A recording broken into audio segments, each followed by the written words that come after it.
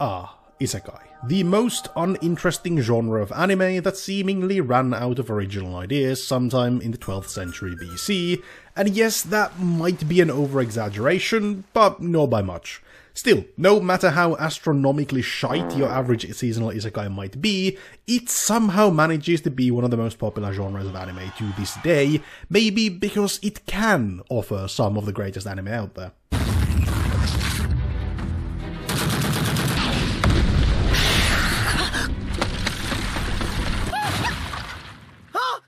Even if it is rare, and so I cannot help but to cover a whole bunch of them.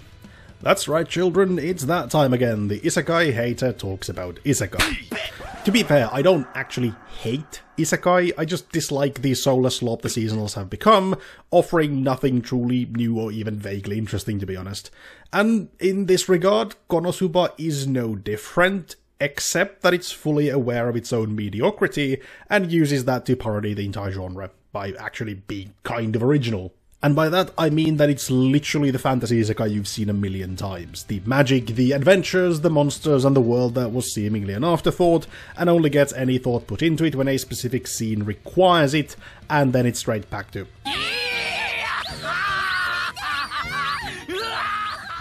Except it knows all of this, and that is where the magic happens. Self-awareness, people. The key to success. This is Kazuma. He's a scumbag and proud of it. Other isekai protagonists might have trauma behind them, they may be social outcasts or victims of unfortunate accidents, thrown into the world of magic and sword where they suddenly become the most powerful godlike being that ever was, causing all the panties to drop whenever they walk into a room. But not Kazuma. He's a c***, and I love him for it. The man is a dipshit who dies like he lived. A moron. After his passing, meets a goddess named Aqua who, after taking the piss out of him, promises Kazuma a wonderful time in a parallel world. He then gets thrown into what equates to an MMORPG where everything is conveyed via NPC dialogue and the evil Demon King threatens the very existence of the concept of peace. Also creating the one fantasy town that every sodding isekai seemingly copies for whatever reason. Come on people, it's not that hard to make a unique looking city. Look at this shit, and now look at what Frieren did. See, it's a backdrop that makes sense. Anyway, where was I? Yes, Kazuma, out of sheer spite, decides to drag Aqua, you know, the goddess he met, with him on this grand adventure to stop the Dark Lord Sauron of this world. And how well does that go? Well, you might be surprised. The whole point of Konosuba is to do the exact opposite of what we as anime viewers have come to expect.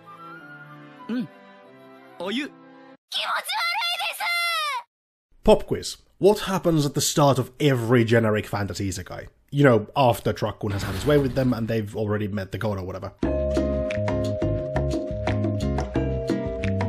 That's right, the Adventurers Guild segment or some variant of it.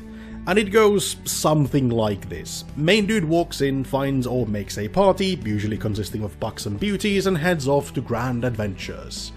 Meanwhile, in Konosuba, Kazuma and Aqua walk in, all high and mighty, get told they need to pay an entrance fee and realize they're like your average uni students. Broke.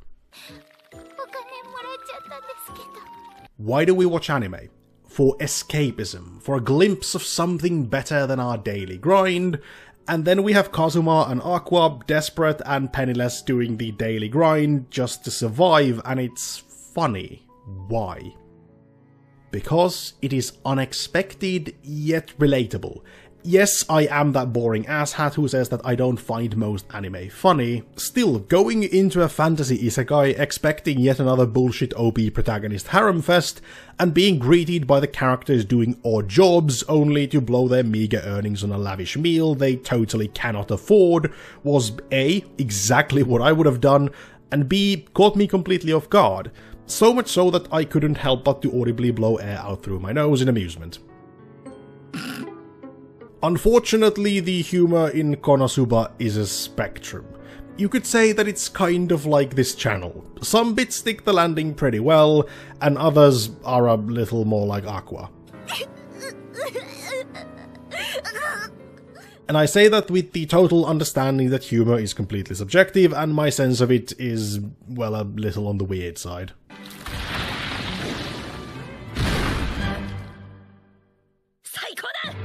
Still, Still, I did find Konosuba to be enjoyable, if not outright hilarious. It's not just dude stuff either, there is something for everyone. They even have a boomer complaining about them damn kids being loud in their backyard. Yes, it may be a little more dramatic and involves a slightly higher than usual amount of the undead servants of the Demon King, but it's the same idea. Even so, a good anime needs more than just a dude, a useless goddess, and a few potentially funny gags on how our daily existence is little more than meaningless labor obstructing our true potential as sentient beings. It needs character and characters, both of which Konosuba has in ample supply. At the start, it's just Kazuma and Aqua pretty much failing to do things most normal people do on a daily basis, mainly because one of them is a NEET and the other a deity with no life experience.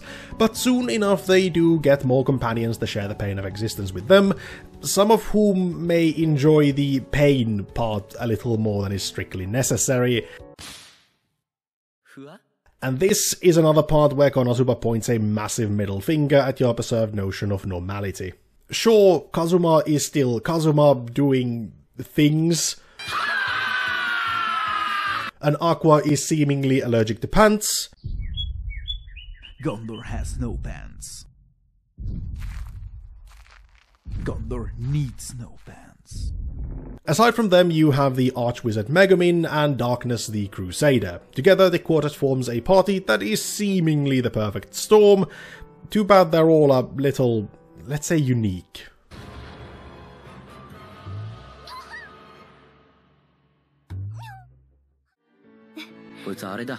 But saying that these over-the-top traits are what defines the cast would also be wrong.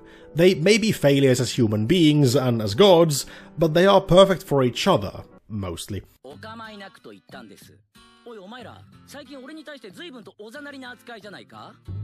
The cast exist in a state of growth where one event leads to another, causing a cumulative effect of personalities and life experiences that sometimes feel so genuine that you forget that they are just drawings in an anime. And then shit like this happens.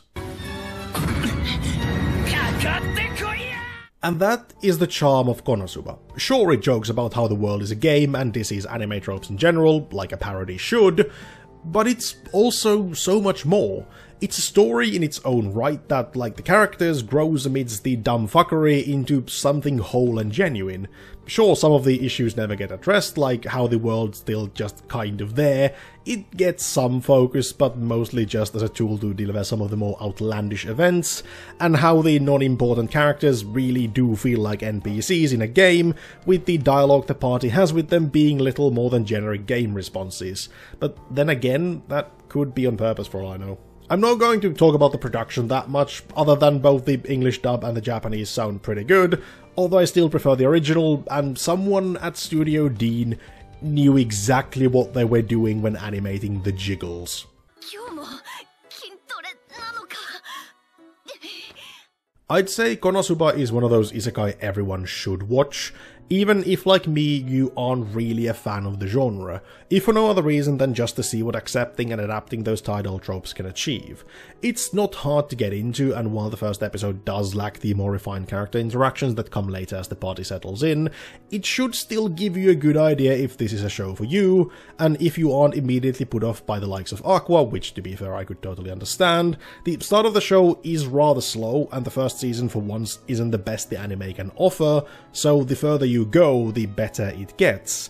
It's that cumulative growth and the characters feeding off each other and their experiences again. And if it's not for you, well, you don't have to watch it. Simple as.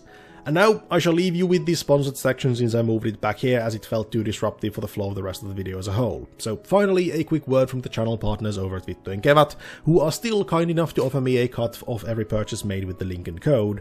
So if you've ever found yourself in a dire need for a great gift to a life partner, but boring old jewelry won't do, or you just want something funny to get for yourself, head over to vittujenkevat.fi by using the link in the description and browse their immaculate collection of stuff.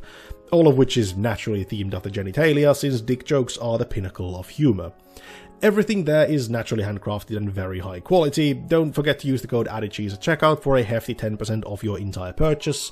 And with that, thank you for watching, I hope you enjoyed that. If you did, do all the YouTube things, and that's most of the outro there is. Thank you for AddedCheese for being my Boromir, it was great having you here. All of the links to his stuff are in the description, so do check him out if you're inclined.